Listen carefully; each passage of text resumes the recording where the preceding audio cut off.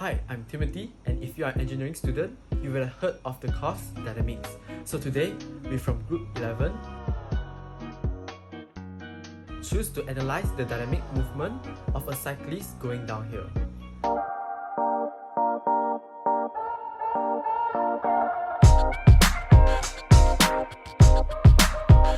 There are three objectives in our analysis. The first one is to solve dynamic problems of accelerating particles. The second one is to solve problems of accelerating rigid bodies in 3D. And the third one is to analyze kinematics and kinetic problems in vibrating particles.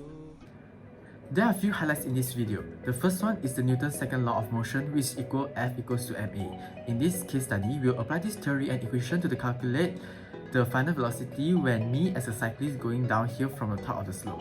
Besides, we have the rolling resistance. Usually we have heard of the word coefficient of static friction and also coefficient of kinetic friction, but not rolling resistance coefficient. Rolling resistance is known as a drag friction that opposes the motion caused by the tires and the surface. We can understand it as the effort to keep the tires rolling. The factors that will affect the rolling resistance coefficient is the type of tire and the road surfaces it travels on. Rolling resistance is important as if the rolling resistance is too low, then the effort required to keep the tire rolling is less, which is energy efficient. Nowadays, manufacturers will add silica to rubbers in low resistance tire. This will improve the grip of the tire and have better control of the vehicle on the road. Next, we have the law of conservation of energy. In this theory, interactive energy in a closed system will experience no loss in energy. Energy cannot be created or destroyed in this system, thus known as conservation of energy. In the example, the cyclist possesses the maximum potential energy with zero kinetic energy at the top of the slope as he starts from rest. During the downhill process, rolling resistance as a drag will cause energy loss. At the bottom of the slope, the cyclist will possess zero potential energy but with maximum kinetic energy. From this maximum kinetic energy, we can determine the final velocity of the cyclist.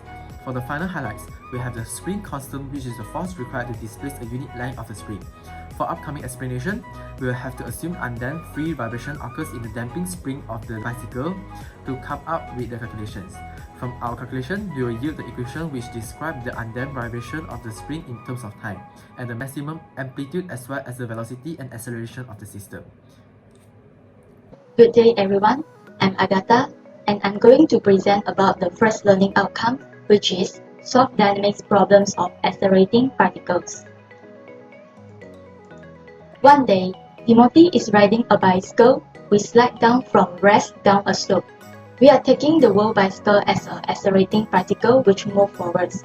So we are going to calculate what is the velocity of the bicycle when Timothy reaches the ground. Several assumptions have been made before we start to calculate for the final velocity of the bicycle. First, mass of the rider equal to 55 kg.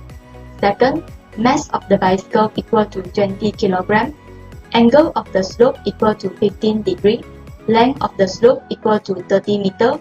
Initial velocity of the bicycle equal to 0 meter per second since it starts from rest. And lastly, the time when the bicycle reaches the ground equal to 5 seconds. So, this is a free body diagram of the accelerating bicycle with a rider. By drawing out the free body diagram, we can clearly observe all the forces acting on the bicycle. The total mass of the bicycle and the rider equal to 75 kg. The normal reaction force M equal to mg cos 15 degree. After substituting all the values inside, we got 710.6799 Newton of normal reaction force. The rolling friction force that acts in the opposite direction to the motion of bicycle has the rolling resistance coefficient C of 0.008, since the bicycle tire moving on the rough hard road. First, to find the acceleration of the bicycle, we can use the equation of total forces acting on x-axis equal to ma. By resolving the wave into x and y component, we get Wx minus the opposite rolling friction mc equal to ma. After substituting all the values inside, we get the acceleration of the bicycle a equal to 2.463 meter per second squared. Lastly, by applying the formula of v equal to u plus at, we can get the final velocity of the bicycle v equal to 12.316 meter per second. That's all from me. Thank you. Hi, I'm Jun Chen. Now I'm going to explain about LO2, which is solve problems of accelerating rigid bodies in 2D. By using the law of conservation of energy, we can know that the summation of initial energy will equal to the summation of final energy. In this case, when the rider is at the top of the slopes, the gravitational potential energy will be maximum, and there might be presence of kinetic energy depends on the initial velocity. Due to the rider's start from rest, the initial velocity will equal to 0, and there will be no kinetic energy when the rider is at the top of the slope. When the rider rises down the slope, the gravitational potential energy will be transformed to kinetic energy. Thus, when rider reaches the bottom of the slope, there will be no gravitational potential energy as the height of the slope will equal to 0 and left only the kinetic energy. So, at the bottom of the slope, the kinetic energy will be maximum. However, as the bicycle tires are connecting with a rough path road, friction will be produced, and due to the presence of friction, some of the kinetic energy will be transformed to heat energy. Thus, when we are calculating for the final energy in this case, we have to include the work done by friction. For the rolling resistance coefficient, we choose 0.008 as the rider rides on the rough path road. Therefore, for this case, the total initial energy is a summation of the initial kinetic energy and the initial gravitational potential energy. For the total of final energy, we have to include the final kinetic energy, the final gravitational potential energy, and the work done by friction. It is known that the total mass of the bicycle and the rider is 75 kg, the height of the slope is 7.765 meter, which can be calculated using 30 sin 15 degrees, the initial velocity is 0, the coefficient of rolling resistance is 0.008, and the length of the slope is 30 meter. So by substituting this value into the equation, where half mu squared plus mgh will equal to half mv squared plus mgh plus mgcs, we can find that the final velocity is 12.50 meter per second. Hi, I'm Dei You Song. Next, I'm going to talk about the LO3, which is to analyze the kinematics and kinetics problem in the vibrating particle. So there are three parameters we concern in LO3, which are the spring constant K, the natural frequency omega n, and the equation of displacement, velocity, and acceleration in the function of time. So first, what is the spring constant of the spring of the bicycle? So we know that the spring constant is the amount of force in the unit of Newton required for the spring to be extended or compressed per unit length in the unit of meter. And this is the equation for the spring constant, and this is the shock absorber with the spring component in the bicycle. So we assume that the compression of the spring is 0.02 meter, and the negative means that the spring is compressed.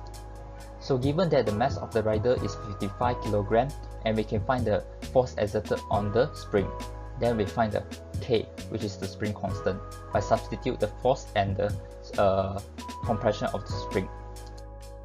Next, what is the natural frequency omega n of the spring in the bicycle? So this is the formula. Natural frequency equals to square root of the spring constant over mass. So from the previous calculation, we know that the spring constant value and the mass value, and then we substitute the values into the equation and we find the natural frequency. So third, what is the maximum displacement, maximum velocity, and maximum acceleration of the spring when it's experiencing undamped free vibration? For example, the rider dismounts the bicycle, and the bicycle will possess the properties of the spring, which is to vibrate. So we assume that when time equals 0, the displacement of the spring from its equilibrium is negative 0.02 meter. Negative means the spring is compressed, and the velocity equals to 0 meters per second at that point. And this is the general equation of the displacement in the function of time. Then we substitute the natural frequency equals to 22.15 radian per second into the equation. Then we find the B equals to negative 0.02 meter. Then we differentiate the displacement in the function of time to find the velocity in the function of time. Then we substitute the second initial condition, and we find that A equals to 0 meter.